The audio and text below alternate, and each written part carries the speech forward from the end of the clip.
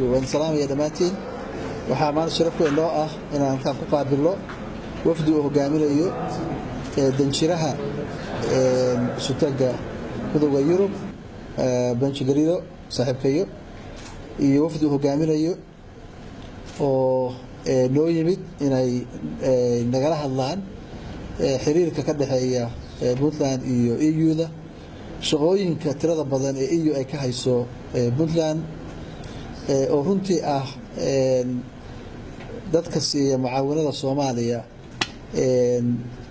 yani ugu badan ay siiyaan Soomaaliya iyo gaar ahaan Puntlandba shaqooyin badan bay ka hayaan dhanka waxbarashada iyo dhan walba iyo kaabayaasha dhaqaalaha waxyaabaha maanta u yimaadeen waxaa ka mid ah in sidii loo sii ambaqaadi lahaa mashaariicdaas ugu horeyso wadada Gaalkacyo Garoowe oo ayahan warkeeda aad maqlayseen been la dhurayay oo la lahaa wadadii waa foolgarooday mashruucii waa dhumay iyo wixii la daldalayay saxo ka jirinin bay maanta halkaan idinku sheegi doonaan inay mashruucu sidii uu ahaa loo hirgelinayo waliba ay lacaga dheeraada u raadinayaan una soo heleen mashruucuna sidii loogu talagalay u hirgeli doono maadaama uu yahay mashruuc muhiim u ah isu socodka gaadiidka Soomaaliya oo dhan ma Puntland kaliya wadadu waxay muhiim u tahay Soomaaliya ganacsigeeda iyo horumarkeeda iyo wadajirkeeda ay u tahay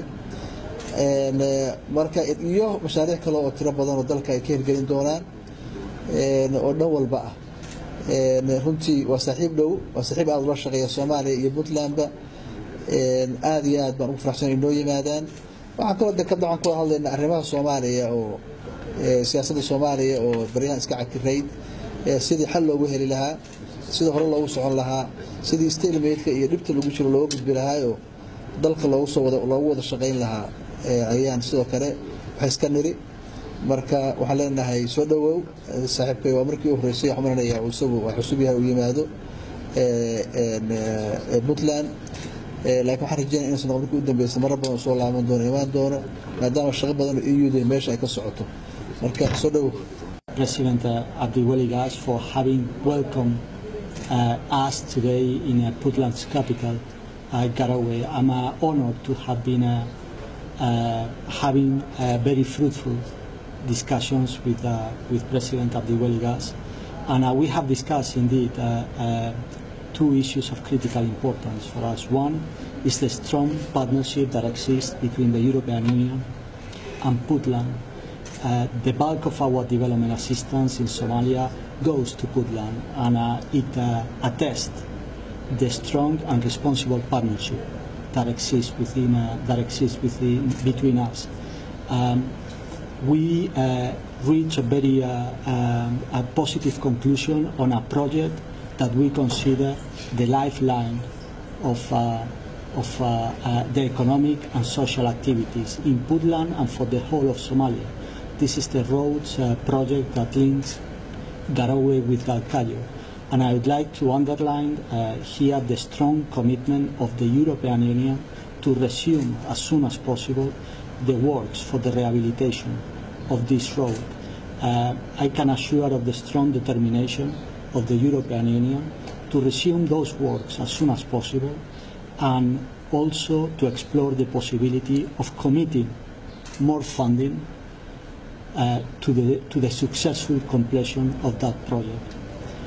The second issue that we have discussed is the ongoing political situation in the country, and I have discussed and encouraged the resumption of dialogue between the federal member states and the federal government. Dialogue that is following three tracks: one on the political side, on the technical side, so that the much needed progress on the finalization of the constitutional review, the preparation for the elections, and on the security sector reform, the transition for security can take place. Second one, at the level of the upper house, so that the grievances that the federal member states have expressed can be addressed. And I would like to commend the work of the upper house in mediating between the federal member states and the federal government.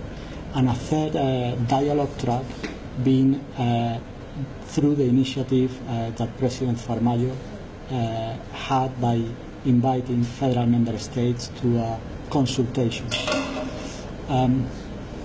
We have what we believe in the European Union is that Somalia has the institutions and the mechanisms to resolve the differences and to address issues of common concern.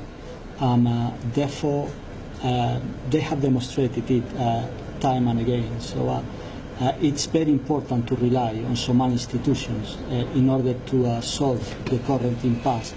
We as international community, we will welcome and we will support whatever constructive engagement between the federal member states and the federal government.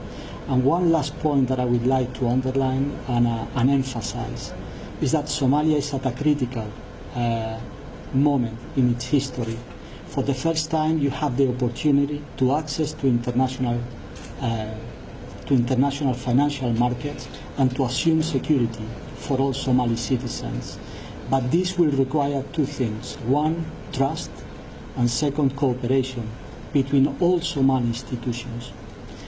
And we encourage that very much, so that Somali citizens can be liberated from the threat of violence and also from the reality of poverty. Thank you very much again. Thank you, Ambassador.